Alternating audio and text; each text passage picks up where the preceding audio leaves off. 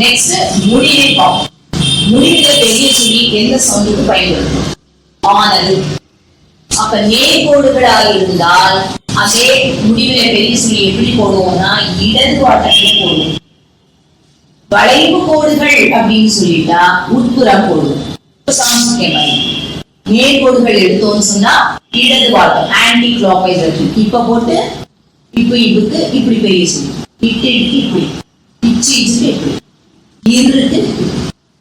இதே மெய்குறிகளுக்கும் முடிவுல போட முடியும். அதே மாதிரி வளைவு கோடுகளுக்கு எப்படி வரும்? இப்படி போட்டு இப்படி பெரிய இன்னுக்கு இப்படி இதுக்கு இப்படி இது. சோ இப்ப பார்க்கலாம்.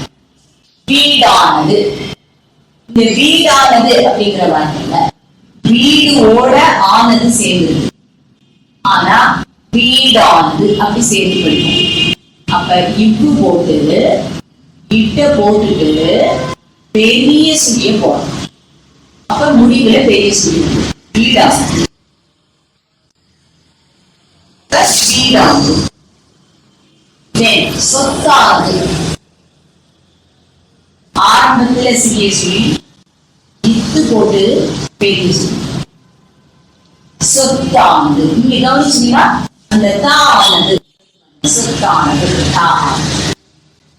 செய்வதானது. செய்ய இதுக்கு சிறிய சுழியில நாங்க தனிக்குறி சொற்களா பார்த்துருக்கோம்.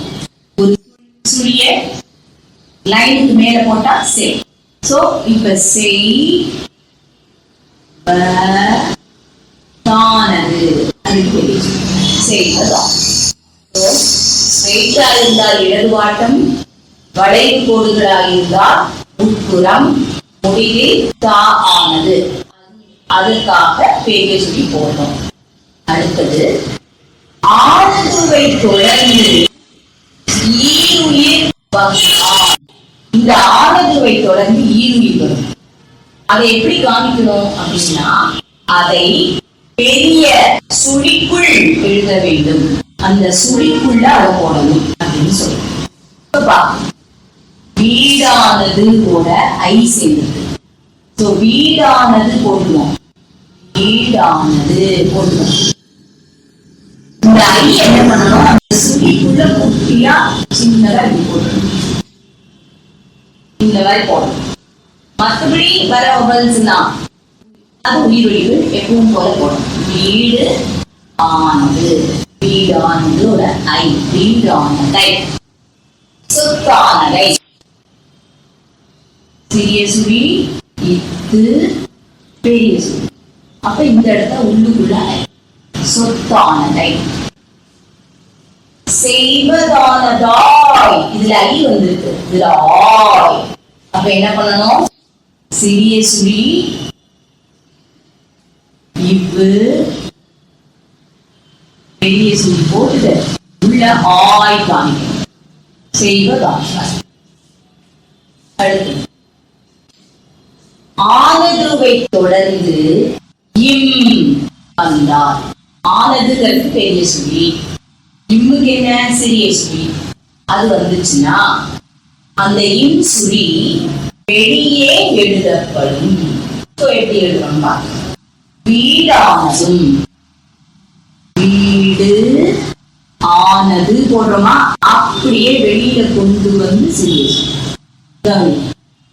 இதோட சேர்த்து அங்க வீடானதும்.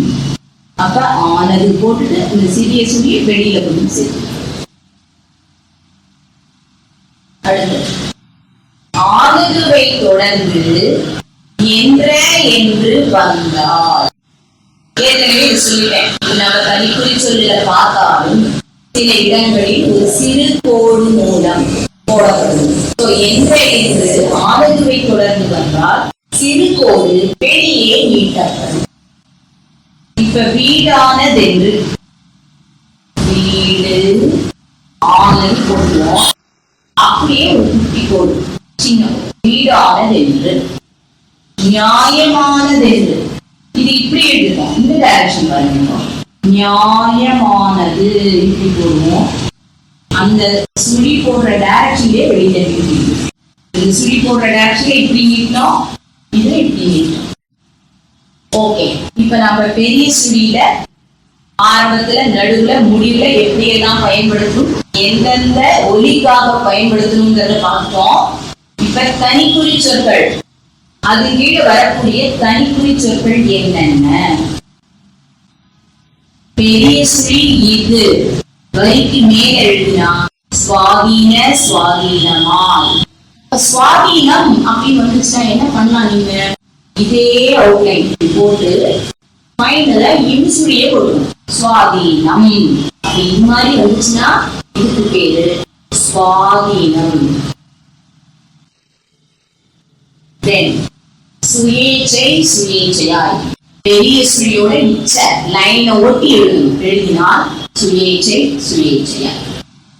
சோ நான் ஏற்கனவே சொன்ன மாதிரி பெரிய சுழியை பார்த்தோம். அதுக்கு கீழே நான் கொடுக்குற அந்த ஸ்ரீனிவாசராவ் புக்கையும் நீங்க வேர்ட்ஸ் இருக்கு நிறைய, அதை எழுதி கரெக்ட் பண்ணி ஃபில்அப் பண்ணிக்கோங்க. அதுக்கப்புறம் தனிக்குறி சொல்ல எழுதணும். மறக்காமல் அந்த புக்கிலேயே தனிக்குறி சொல்ல தொடர்ந்தால் போல் சுருக்கங்கள், ஒரு செட் ஆஃப் சுருக்கங்கள் வரும். அது எல்லாத்தையும் எழுதி பழக்கணும். அதுலயே வினை சுருக்கங்களும் வரும். சோ அதெல்லாம் நிறைய இருக்கும், அதெல்லாம் இங்க எழுத முடியாது. அது நீங்க புக்கை பார்த்தாலே உங்களுக்கு புரியும். சோ சுருக்கங்கள், தனிக்குறி சொற்கள், வினை சுருக்கங்கள் எல்லாத்தையும் நீங்க எழுதின பிறகு அதுக்கு கீழே இருக்கிற பேசேஜை எழுதி பிராக்டிஸ் பண்ணிக்கலாம். தேங்க்யூ.